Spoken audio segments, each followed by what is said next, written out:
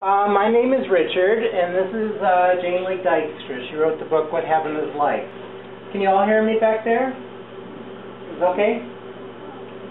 Can you hear me over there? Pretty good? Okay. Well, we'll try to talk as loud as we can. Let us know. Yeah, let us know. We can move in closer. Okay. 6 years ago, Jane broke every bone in her ankle. She totally twisted her foot almost off. All the bones were broken. So, 6 years ago we took her in and we had to have this surgery. And we took her to quite a few specialists before we found one that said, I think I can fix it. So she went in for this surgery that took 4 hours. She has a plate about this long in the side of her ankle with 8 screws in that and another screw that goes up to her heel about this long to hold it all together. And when she was coming out of surgery, she looked at me out of a daze and she said, I saw your father. And I'm thinking to myself, well, my dad died over 40 years ago. I thought, what is she talking about? I never met him. And yeah, she'd never met him. My dad died when I was 15 years old. It was something I never talked about. It was just too painful for me to talk to anybody about that loss. So I never even told her anything about the man. So she looks up out of the anesthesia and she goes, his name is Oscar Jr. Well, that was right. She knew my dad's name. And she said he was born in the Philippine Islands, which he was. His parents were missionary teachers in the Philippine Islands. And after they moved from the Philippines, they moved to the Hawaiian Islands. And my dad hated to wear shoes. And the next thing she said is, your dad hates to wear shoes. So she told me 3 different things that were true about my dad. So at that point, I didn't know what to do, you know, but I was so worried about her with her operation and everything. But I knew that she saw my dad at that moment. Then the story will continue after that, but I'm going to let Jane explain that day because it was a beautiful, beautiful experience for her. And after that, then the story really starts. Okay. So I'm from Oskaloosa, and I chose to debut my book in Iowa because this is where my heart is. And for me, actually, the story started the night before the surgery because I was really scared. The only thing Richard had ever talked about, he wouldn't talk about his mom or his dad. Their deaths were very painful to him, especially his father's, because his dad had died when he was 15 years old, and it was sudden and it was tragic, and his dad had got into a hospital for a small operation and didn't come home. And I was a little afraid, what if the same thing happens to me and Richard has to go through the same thing? So the night before, I'm scared, obviously, and this ankle, they didn't know if I'd ever walk again. So I start praying to God, first of all, let me walk again. And second of all, please, let me make it through the surgery. Don't let me die. I don't want Richard to go through this again, and I'm not ready to pass on yet. So please, God, take care of me. And I thought, as long as I was saying my prayers anyway, I'd talk to Richard's dad and say, hey, Dad, you must be up in heaven with God, so put a good word in for me. The next day, Richard takes me for my surgery, and I didn't really know what to expect because all I knew was that he was going to try to fix it so I could walk again. I only knew that it was going to be a very long, like a 4-hour surgery. So Richard takes me in, and they put all these things inside of me, and the next thing I know, I'm asleep, and I wake up, and I see this big, brilliant, beautiful, I can't describe it, light in front of me. And I thought it was a surgery light until I see a man standing in front of this light, and I think, I died. I must have died. This man looks at me, shakes his head, and he puts out his big paw and he says, no, you didn't die, I'm Oscar Jr.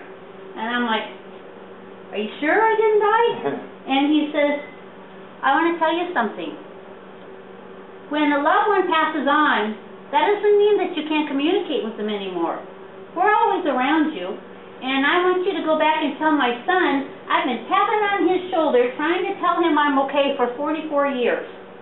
And because he never talked about me, I'm going to tell you some secrets about him so that he will know you really saw me. I said, okay. What? Well, his name is Oscar Jr., which Richard had only said, maybe his dad's name, my dad, maybe twice. And then he said I was born in the Philippines. Tell my son that I grew up in Hawaii. and remind him, I hate to wear shoes. Because when you grow up in the Philippines, they all go barefoot. And his idea of getting dressed up and putting on a suit and wearing shoes was flip-flops or thongs. So, and then he also told me that when he did have to wear shoes, he had machine chop, and if he tied them up, or if he had to wear on these, shoes with protective heels and everything, he would not tie up his shoelaces. So I only remember the vision, but the other thing that I remember is it was so beautiful that I looked at Kilmer Oscar Jr. and I said, oh my gosh, it is so beautiful where you are, I want to come with you. And if I could have gone, I would have, but he goes, no, you can't come now. God heard your fears and your prayers last night, and because you opened the door by talking to me, God sent me to you to tell you it's not your time, so you're not going to die. And to tell my Richard, please, I'm trying to talk to him. So then he said, but what I will share with you is, I want you to know how much God loves you, and I want you to feel heaven. He said, this is just a bright light. This isn't heaven. He opens the door maybe a little tiny bit. He says, I can't open it very much because you cannot understand how much God loves you. And he opens this door maybe this much, and inside I could see all these angels trying to peek at me and look at me. And coming out of this door, out of the doors of heaven, is the most amazing feeling of love. I mean, I get goosebumps every time I tell this story. The most amazing feeling of love and goodness and caring, and it just like envelops you. And this rush went from my head to my toes, and I thought, I'm going now, because he only opens it that much. Can you imagine if he opens the whole door? He only opens it barely a little bit, and he says, now you get just an inkling of how much God loves you. And he said, there's more to the story, but I'm going to tell you the rest of it later. So I only remember the vision. I don't remember coming out of anesthesia and telling Richard I saw his dad or anything, but he also tells me that I looked up at the nurse who's wheeling me out of recovery, and I said, you have angels on your shoulders. You have a blue one and a pink one on your shoulders. Richard goes, she just told me details about my dad she could not have possibly known. So I know she saw my dad, and the nurse says, well, we see stuff like this all the time when people come out of surgery. Richard's thinking, well, they might see strange things, all right, but she really did see my dad. So he brings me home from the hospital, and I have a cast corpus here, and I was in so much pain. They send you home with all these medications and stuff. So they put all these medications on, and Richard's such a great guy. We had a company together at the time, a construction company. He took such good care of me. I couldn't move for 2 months.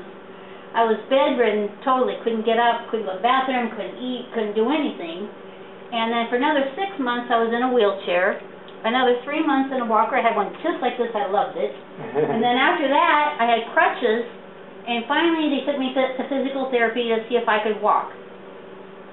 I know when I took those first steps that I was truly blessed. But also how I was blessed is when Richard brought me home from the hospital that night, I go to sleep. I'm so tired. And there it is again. This big, beautiful, brilliant light. And I think, but now I died at home. This time I see a different man, and he stands forward and holds out his paw and says, hi, I'm Kilmer Oscar Sr., and he has his arm around another gentleman, and he says, you remember my son? And I looked at him and I said, yeah, I remember you, I wanted to go with you, it was so beautiful there. And they looked at me and they said, we want you to meet somebody else. And they reach into the clouds here, and they pull out the hand of a woman. This beautiful woman comes out and she says, I'm Richard's mother. Well, I knew that I was in the midst of angels and I had died. So I looked at her and I said, what's everybody doing here? And they said, we want you to tell a story. And what we want you to tell is that heaven isn't someplace way, way, way, way out there. It's not out in the clouds. I was raised as a Catholic, and I always thought, well, when you died and you went to heaven, everybody wear white robes. I'm saying this part of your story. I thought everybody wear white robes and walk around carrying a Bible and, saying the prayers all the time. I had no idea what heaven was like. And she says, well, we're going to show you what heaven is like. So she goes on to explain to me that I have an unusual gift and that I talk in my sleep. And so I tell my stories, my visions, to Richard while I'm sleeping. And he